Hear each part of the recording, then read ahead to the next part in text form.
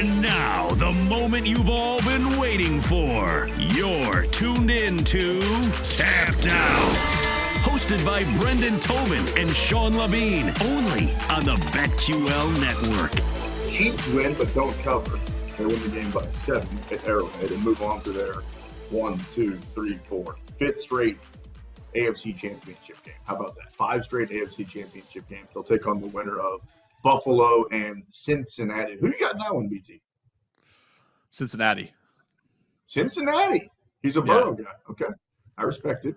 I, as a Chiefs fan, would rather play Buffalo because the Chiefs have had more success against the Bills than they have against the Bengals. So we'll see. I mean, Joe Burrow is 3-0 in his career against Patrick Mahomes. Of course, coming up later on tonight, we will keep you updated with any happenings in the Giants and Philadelphia Eagles game. But let's get back into the octagon. Brendan Tobin, Jake Noaker, and yours truly, the sports machine, Sean Levine. UFC 283, the undercard is underway. We'll keep you updated on the fights. Francis Ngannou is no longer in the UFC. That's not breaking news anymore. This happened earlier this week, essentially, and really it happened kind of when we were on air last week. So if you're just now hearing about this, Ngannou's a free agent. And the way that I see it is that Dana has always been judge, jury, and executioner. Yeah, he's the, whatever his title says he is, of the promotion, but he can basically do anything he wants. And that means that at some point you've got a big ego involved. And sometimes that costs you. And I feel like that's what's happened, is that his ego has gotten in the way with Francis, saying things like Francis is not scared, but doesn't want to fight John Jones. That's just not true. I mean, I think Francis would love to get in there with John Jones. I just think that there's certain things that he wants along the way. So I don't know whose side you take. I don't know who you blame for it, but I'm still surprised ultimately that they couldn't work something out. I know you've been saying the entire time, Francis wants to box. Francis isn't happy. Francis is a man of his word, so he might not re-sign. And I kept kind of calling your bluff, saying, no way. They all end up re-signing. He's not. So it brings up the biggest question first. What's next? Like, what do you think this leads to next for Francis Ngannou? I mean, I feel like it's going to be a boxing match. I think that if you're going to do this, you do it with somebody who's going to pay the biggest boatload of money. And I feel like that has to be a boxing match against one of the top heavyweights in the world, whether that be Tyson Fury, whether that be against Anthony Joshua or Deontay Wilder. It has to be against one of them. I think that, Tyson Fury opening the door and saying, again, he's interested in it instead of fighting Usyk, because Alexander Usyk has been, I guess not great with the negotiations as far as their fight coming together. That makes me believe that that's probably the biggest fight that's out there for him. It's not as intriguing to me as him versus Deontay Wilder, just because, you're talking about the best power puncher in MMA against the best power puncher maybe in combat sports. And it just feels like, while I still feel like Wilder wins, at least it's going to be a fairer fight than him versus Tyson Fury would be. But yeah, I don't feel like Bellator goes after him. I mean, Bellator's got a lot of sales rumors around him. I don't feel like they're going to give him the payday that he would desire. I don't even know what their matchup would be for him there. PFL, I mean, look, Sean O'Connell came on this show and talked a big game about it. But again, I don't really know what is the move there. Then who else do they bring in to put him up against? I feel like if you're Francis Ngannou, even that, and I think that he does this and boxes 1, maybe 2 matches. And then if he looks somewhat impressive in the first one, maybe the second one gets a lot more appetite. You make a ton of money, and then I think eventually he'll return to the UFC. All right. A lot to break down here. I actually think that this is a chance to strike if you're the PFL or if you're one of these other Bellator, one of these other organizations that's not the UFC. And we'll get to that here in just a second with the state of the UFC and why I think that.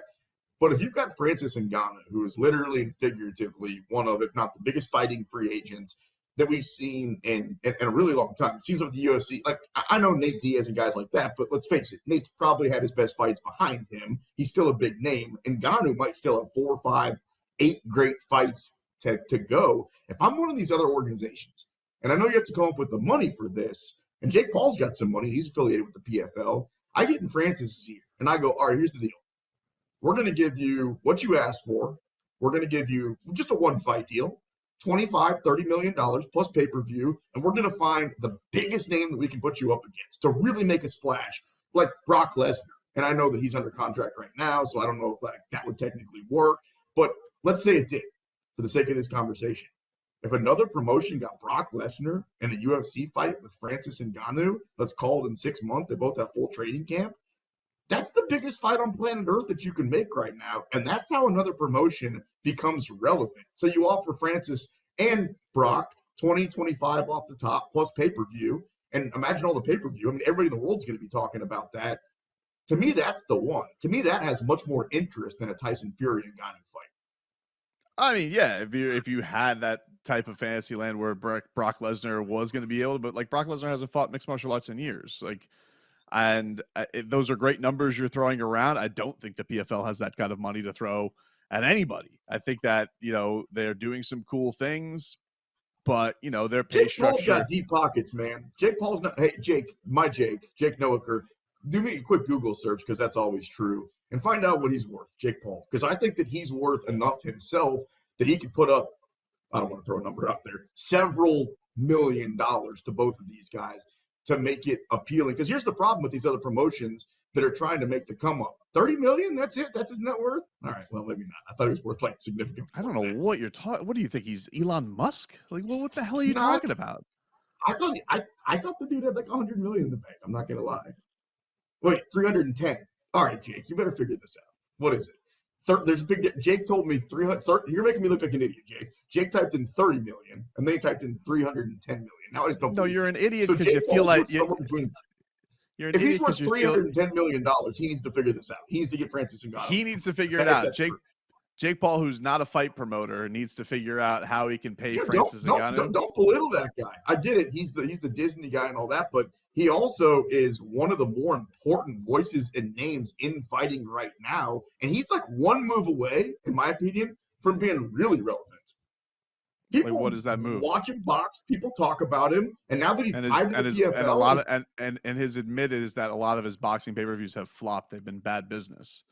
He gets a lot of buzz. I'm not disagreeing with you, and I think a lot of the things that he is advocating for are cool. But there's a difference between that and being able to be the biggest power broker and having Francis Ngannou in the PFL.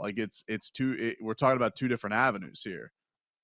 Well, we're talking about two different sports when you talk about Ngannou fighting Tyson Fury on a level of 0 to Mayweather versus McGregor several years ago. That was 5 years, 6 years. Well, dang, that is in our rearview mirror. When that happened, the whole world was watching. What do you think the public, not geeks like you, me, and Jake, but what do you think the public interest is if Ngannou gets in the cage with any of those guys, Deontay Wilder, Tyson Fury, whoever? I think it's solid. I don't think it's I don't think that it would outdraw him versus John Jones. I think that if I had to put a number on it, I would guess 700,000 pay-per-view buys, probably a little less than the first Tyson Fury Deontay Wilder fight did, which is, really good in pay-per-view drawing these days. I mean, nothing is going to be Conor McGregor versus Floyd Mayweather. Those guys were drawing over 1 million pay-per-view buys, basically, no matter who they fought at their highest of popularity, at their height of popularity. So I don't think it's going to be that. Tyson Fury's not as popular as Floyd Mayweather. Francis Ngannou's not as popular as Conor McGregor. But I think that if you're talking about boxing being able to come up with money and guarantees and just the allure of having an interesting fight for Tyson Fury, I just feel like that's the easiest avenue. They're more used to this type of pay structure than what you're talking about, which is swooping in there and the PFL giving $1 gazillion on a guarantee when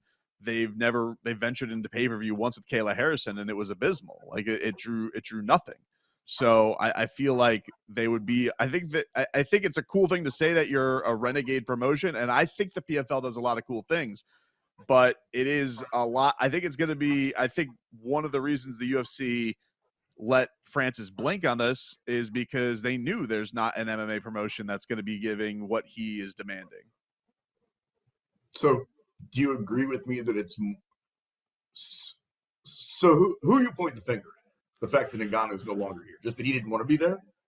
Who am I? I think that I'm pointing the thing. I think mostly I would point it at the UFC because I feel like there is an ego thing here. I do agree with you, but I also think that Francis had his mind made up a long time ago because he sees what the best heavyweight boxers on the planet make, and he sees what he makes, and it's just nowhere close. And I think that this is a guy who wanted to box. This is not a guy whose like first love is mixed martial arts. He's not like John Jones, who has been doing this since he was young and grew up in the sport, and really has, you know, had a promotion still stick with him even with all his controversy surrounding him. So I don't know. I would go like 60-40 UFC's fault to Francis's. I think it's a fairly mutual breakup, because I think that the UFC is right in that he doesn't really have another MMA backer to go to, and I think that they're probably right that there's not the perfect boxing match out there for him too.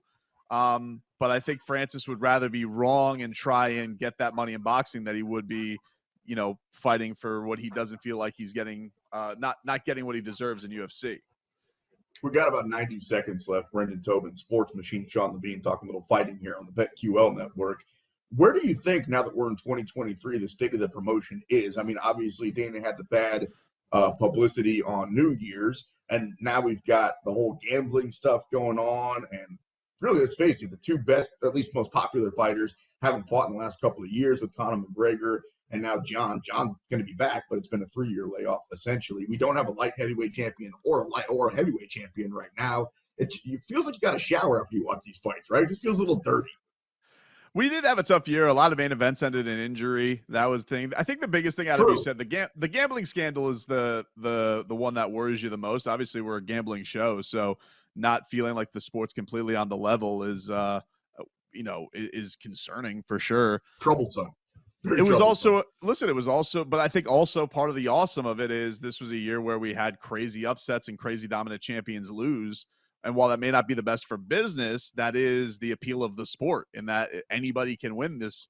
And that's the excitement of it. I do feel like Leon Edwards' knockout of Kamaru Usman had people buzzing this year like no moment the UFC has had non-McGregor, non-John Jones in a while.